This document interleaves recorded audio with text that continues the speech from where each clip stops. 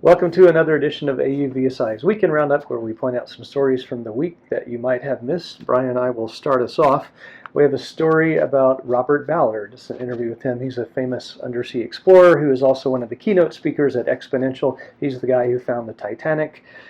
Just a pretty cool guy, and he's going to be talking. One of the things I think he'll be talking about is a new expedition he's heading up that will map the seafloor around the United States. There was a treaty a while back that extended the reach of the country, so he says about half of America is basically unexplored, the underwater part.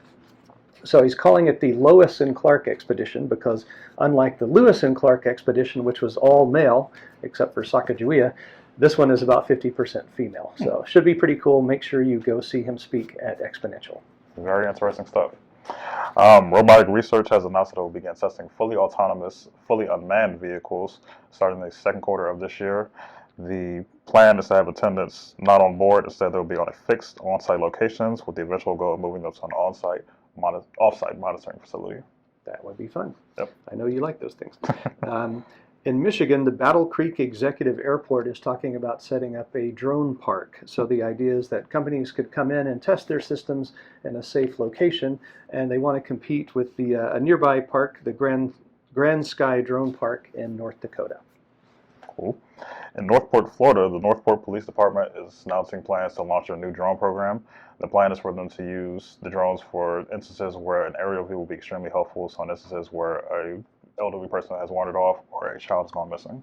Or perhaps a car crash or something. Yep. Last one for me, Sandia National Labs has been testing a drone intercept system. So it basically uses 4 other drones, and they carry a net, and they drop it on the drone they want to catch, and then lower it to the ground. So the system is called the Mobile Adaptive / Reactive Counter Unmanned System, or Marcus, which is a terrible name. It should be called Gotcha or something. But anyway, some pretty cool stuff there, and that's a very hot topic these days. Sounds good. Last item for me, the North Dakota Department of Transportation has partnered with the Northern Plains UAS test site in North Dakota to use drones to relay information during potential floods this spring.